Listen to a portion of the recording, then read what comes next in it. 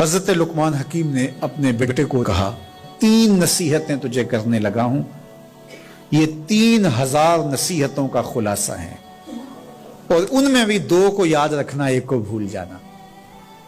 تو بیٹا ہمہ تنگوش ہو گیا، تو حضرت لقمان بولے جو نیکی کی ہے اس کو بھول جانا، جو نیکی کی ہے اس کو بھول جانا، اور موت کو اور اپنے رب کو یاد رکھنا۔ یہ میری ساری نصیحتوں کا خلاصہ ہے۔ جو نیکی کی ہے وہ بھول جانا، چاہے وہ کسی شخص کے ساتھ کی ہے، چاہے وہ نیکی عبادت کی صورت میں ہے، چاہے وہ ریاضت کی شکل میں ہے، خدمت انسانی ہے، کسی رشتہ دار کے ساتھ نیکی کی ہے، تو کہا بھول جانا جس طرح کی ہوئی نہیں ہے۔ حضرت معاذ بن جبل رضی اللہ تعالیٰ عنہ حضور کے روضہ انور کے سامنے بیٹھ کے رو رہے تھے۔ حضرت عمر گزرے تو پوچھا اے معاذ کیوں رو رہے ہو؟ کہا صاحب مزار کا ایک فرمان یاد آیا جس نے رلا دیا۔ کہا وہ کیا فرمان ہے؟ کہا ایک دن حضور نے کہا تھا ادنا سی ریا بھی شرک ہے، تھوڑی سی ریاکاری بھی شرک ہے۔ اللہ صرف اس عمل کو قبول کرتا ہے جو محض اس کے لیے کیا جائے۔ تو نیکی خالص اللہ کے لیے کریں گے تو قابل قبول ہے۔ اللہ تعالیٰ غیرت والا ہے، وہ کسی اور کو اپنے ساتھ شریک ہونا پسند نہیں کرتا۔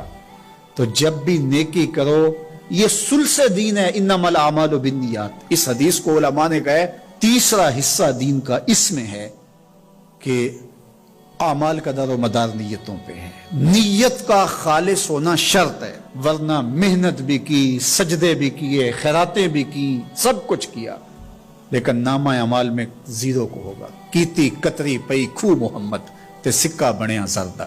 تو ریاء سے بچنے کی تلقین کی گئی۔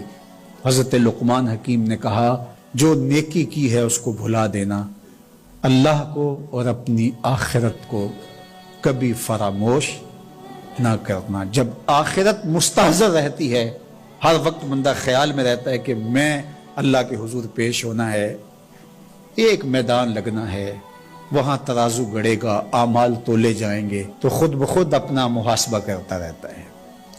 یہاں وہ کچہری خرید سکتا ہے، عدالتیں خریدی جا سکتی ہیں، تھانے یہاں بک جاتے ہیں، یہاں منصف بک جاتے ہیں، لیکن وہاں اللہ کی پولیس نہیں بکے گی، وہاں کے تفتیشی نہیں بکیں گے، وہاں کے تھانے، وہاں کی کچہریاں نہیں بکیں گی، وہاں ترازو پورا وزن تولے گا۔ یوم تبلی السرائر فما له من قوت ولا ناصر۔ فرما جس دن راز کھول دیے جائیں گے، کوئی کسی کی مدد نہیں کر پائے گا، اور نہ کوئی طاقت سے اپنے عیب کھلنے سے روک سکے گا۔ تو جب مستحضر ہوگا کہ میں اللہ کے حضور پیش ہونا ہے، ایک کچہری لگنی ہے، ایک عدالت لگنی ہے۔ آج مکار آدمی، جھوٹا آدمی، خائن آدمی، بد کردار آدمی بچ کے نکل جاتا ہے، عدالتوں کو چکمے دے جاتے ہیں لوگ، عدالتیں خرید لیتے ہیں، دھمکا لیتے ہیں، سب کچھ ہو جاتا ہے اس دنیا میں۔ طاقتور کی کوئی بات نہیں کرتا، کمزور پھٹے چڑھا دیے جاتے ہیں، لیکن ایک عدالت ایسی لگنے والی ہے جہاں انصاف ہوگا، جہاں عدل ہوگا۔ تو اس لیے کہا کبھی اس کو فراموش نہیں کرنا، اور دوسرا اپنے رب سے کبھی بھی غافل نہیں ہونا۔ اپنے رب سے جو غافل ہو جاتا ہے وہ زندگی کے مقصد کو کھو بیٹھتا ہے۔ اور اسی کو رومی کہتے ہیں دنیا ہے یہ چیز، دنیا از خدا غافل بدن۔ دنیا کیا ہے؟ کہا سونے چاندی ہیرے جواہرات کا نام دنیا نہیں ہے، خدا سے غافل ہو جانے کا نام دنیا ہے۔ تو اس لیے اللہ کے ذکر سے، اس کی یاد سے، اس سے کبھی بھی غافل نہیں ہونا چاہیے۔ اور اگر کوئی اس سے غافل ہو گیا تو سن لو وَلَا تَكُونُوا كَالَّذِينَ نَسُوا اللَّهَ فَأَنسَاهُمْ أَنفُسَهُمْ أُولَٰئِكَ هُمُ الْفَاسِقُونَ۔ کہا ان لوگوں کی طرح نہ ہو جانا جو خدا سے غافل ہو گئے۔ تو جب وہ خدا سے غافل ہو گئے، اللہ نے انہیں ان کی ذاتوں سے بے خبر کر دیا۔ کسی نے کہا اقبال سے کہ تو نے خود ہی کا سبق کہاں سے لیا تھا؟ کہا قرآن کی اس آیت سے لیا تھا۔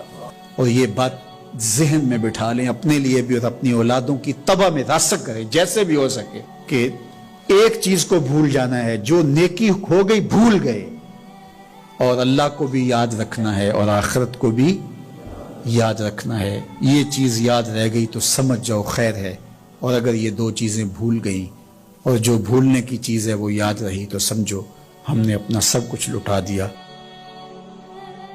دین کی بات پھیلانا صدقہ جاریہ ہے۔ ثواب کی نیت سے ویڈیو کو شیئر ضرور کیجیے۔ جزاک اللہ۔